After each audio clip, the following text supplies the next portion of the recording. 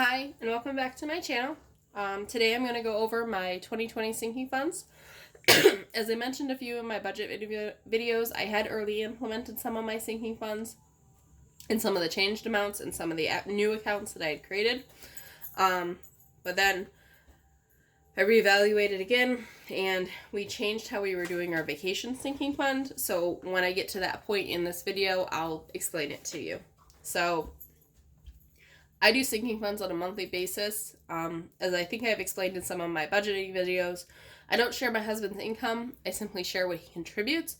What I don't share is what he contributes towards sinking funds. So what my husband contributes is anything excess from his budget.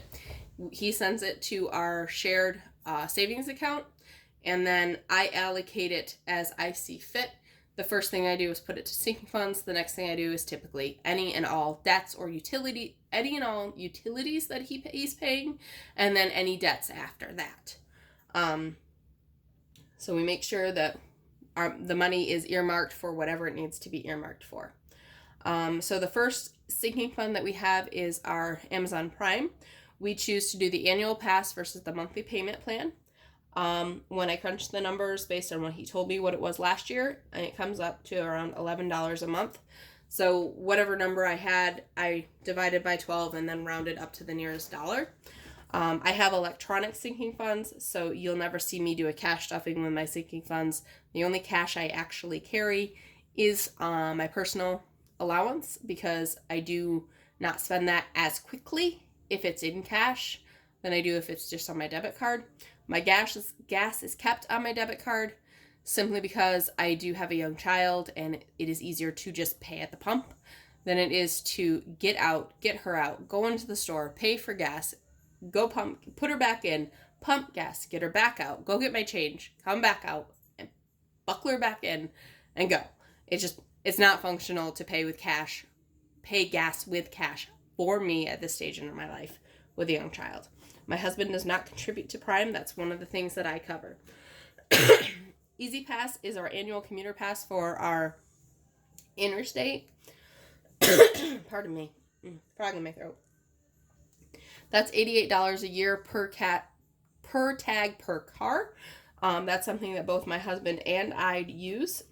So we each pay $8 a month for 11 months out of the year. So our freebie month is December. Insurance is both our car and motorcycle insurance. I split the cost with my husband for the car insurance. He covers 100% of the motorcycle insurance. So what I figured based on our 6-month premium is I need to, not 60. I need to contribute $56 a month for the car insurance, and so does my husband. And then he also needs to contribute $12 a month for the motorcycle insurance. So he's a total of $68 a month for insurance. Maintenance is for the maintenance, obviously, of our vehicles. This includes oil changes, tires, our biannual, meaning every other year registration, our annual inspection, and any other repairs that we need on our car, say brakes or headlights or things of that nature. So I estimated that we should be putting aside about $82 a month per vehicle. So I will be contributing $82 a month, and my husband will be contributing $82 a month. Mia is my daughter. My husband and my daughter. She'll be 2 in the next couple of weeks. So this is kind of a savings account for her. For stuff for her, like bigger ticket items like shoes and clothes. We buy a lot of her stuff at this point secondhand, simply because it's cheaper, and she's going to grow out of it that quickly that there's no point in buying brand new. There are certain things you obviously buy brand new, but there are a number of things that we are quite comfortable buying used. Baby number 2, my husband and I are trying for. So I decided that it would probably be prudent to start setting aside a little bit of money to offset costs of any clothes, furniture, whatnot that entail with baby. Diapers, formula. If I have the same breastfeeding issues that I had with my daughter, I had to supplement with formula after a couple of months. I just couldn't maintain a flow, and it sucked. Jax is our 4-legged baby. And he is a big baby. He's actually sitting here beside me, begging for me to play with him while I'm filming this. He has a variety of meds. His heartworm preventative, his flea and tick preventative. He does have some anxiety meds that he's on. He does obviously go for his annual vet visits and gets his regular shots, and then he gets his grooming and all sorts of other fun stuff. And periodically we do buy him new toys, and I do try to set aside some money for that. So when I last crunched the numbers, it worked out to be about $89 a month that I set aside for him. Christmas, we have multitudes of ways of setting aside money for Christmas. The insurance that I am on at work has a rewards program that earn both myself and my husband $500 each. We tend to try to keep that money unspent until the end of the year, and then we get gift cards for Amazon, and we tend to shop through Amazon a lot, so we'll use the money for Amazon. So that means that in cash, I only really budget $20 a month. This will get me $240 by Christmas, and this money will, is at minimum enough to cover the cost of my nieces and nephews, which is all it was ever really intended to do in the first place. Because I have quite a low budget for them, just because they are my nieces and nephews. I love them dearly, but I don't need to buy big ticket items for them. I have a child of my own that I don't buy big ticket items from. Why should I in turn spend it on them? But I'm the only one who contributes to that. Shoes, this is really for me. I have some issues with my feet that require me to wear very supportive shoes, so I wear sneakers all the time. And I don't wimp out and get the $60 pair or the $30 pair, because I wear my shoes all day, every day, in and out, because I have inserts that I have to wear so that my feet don't hurt by the end of the day.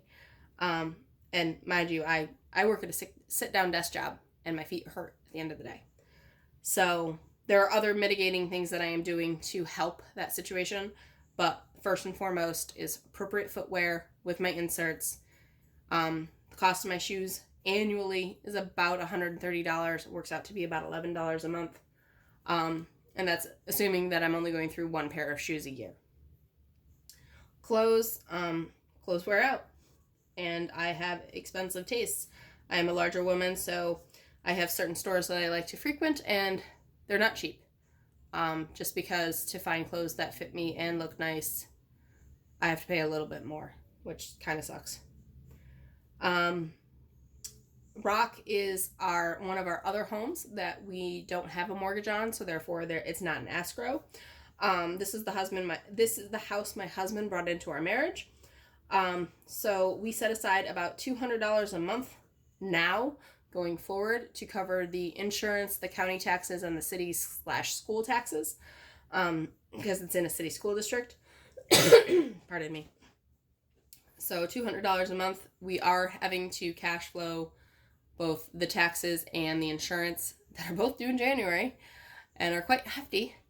We're having to cash flow them this year because we didn't pre-plan and think about this when we initially did this. So yeah, this is why you do sinking funds, folks. It's basically like an escrow account. And then our unique item is our vacation fund. So I'm actually going to subtotal these, because these are for the line item in my budget that is sinking funds, it is this amount, which is $342 a month. So you'll see that going forward. When I early implemented my vacation sinking fund was $100 a month. That's why you saw $442 on my budget. But then my husband and I discussed it, and we changed how we're approaching our vacation sinking fund. And then my husband's total is $358 a month. Now, a lot of the reasons why I carry some sinking funds and he doesn't, and then he carries some sinking funds and I don't, is just how we've decided to divvy up the sinking funds. Like, obviously, with insurance and maintenance, we both have vehicles, we both have insurance, we both have maintenance. Easy Pass tax, these three are actually all vehicle related. That's why we both contribute to them. We don't need to split up Prime, $11 a month, it's easy enough to swing. My husband likes to cash flow out of his budget a lot of things for our daughter and our dog and for Christmas because he goes above and beyond the budget every single stinking year. His shoes are issued to him through work, so he doesn't have to replace his shoes as frequently as I do because he gets a voucher for work. He gets issued shoes for the military. The only thing he has to basically provide himself are his running shoes. And he doesn't need to replace them every single year because he's not running every single day because he's not active duty. And for him, for clothes, they're much cheaper than mine because he gets a uniform for work for both his regular civilian job and his military job. So he doesn't have to think about what he's wearing. He doesn't have to go buy it. He lucks out in that job. And then the Rochester house, but because I pick up all these other ones, he's picking up the Rochester house, and that's what we're divvying out. Now, what we decided, I was watching another YouTuber, I think she goes by Natural Fit Nurse. She does a lot of budgeting, food hauls, things like that. But she talks about how her husband and her did a 52-week challenge to set aside money for their annual vacation to Las Vegas. And I brought that idea to my husband, and he liked it. He liked the thought of a challenge and, really just setting cash aside because he doesn't see this. Like, this is electronic. Like, yes, he has access to the bank accounts. He sees the balance on the accounts, but he doesn't know the breakdown because I don't have this many individual accounts. I commingle a number of them. There's only, I think I keep the insurance, the car maintenance, and that's the only one. I think these are the only two I keep actually completely separate, other than our daughter's legitimate savings account, which is not what this is. That's her money from her birthdays, her money from her Christmases, her money from her piggy bank. That goes into her savings account. This is stuff for her. And I do periodically withdraw from this and throw it in there. It just depends on what the balance is sitting in that account. And we're not at a point, Dave Ramsey-wise, to be doing the college savings because we're still $76,000 in debt right now, down from 87, I think we were at one point. So I'm quite happy. But that being said, so we decided to do a 52-week challenge. I laid out a grid, and my husband asked me why I blocked out 4 blocks. Because you can either do a 48-piece grid or you can do a 56-piece grid, but you can't do a 52-piece grid without blocking out something. So he said, well, why don't we do a 56-week challenge? So that's what we're doing. We are both doing a 56-week challenge to fund a vacation fund. So this is individually. That means in 56 weeks, we should have accumulated $1,596 times 2. So the $1,596 times 2 is $3,192. So in 56 weeks, we should have just shy of $3,200 set aside for a vacation. As far as vacations are concerned, we're not planning a big one in this next year or even the next. Our daughter, like I said, is only going to be 2 years old, so she's not really ready for something like Disney World as much as I love to take her. I think that's more for me than for her. We're hoping to be at least another 2 to 3, if not 4 years before we go to Disney World. And then we're looking at 2026 going to Hawaii for our 10-year wedding anniversary to renew our vows, which will be really simple thing on the beach. So, but we'll have to cover the cost of our flights, our hotel stay, which hopefully we'll still be able to get into the Halikoa. But we'll see where things stand with my husband's military career in 2026 and how he retires from the service. Because he's working hard to get to his 20 year. But that's it for my sinking funds, like I said. So on my budget, you'll see $342 every single month budgeted. My husband's budget includes $358. You don't see this coming out of his because, as I've explained in a few of my budget videos, we don't share my husband's income. So this is what he contributes to the various sinking funds, and I may be a little more forthcoming with the balances and the activity that happened in the sinking funds this year. We'll see how I feel as the year goes through, but that's it for now. If you're interested in more videos of this nature, please feel free to give this a like and subscribe to my channel, and I'll see you in the next video. Happy New Year!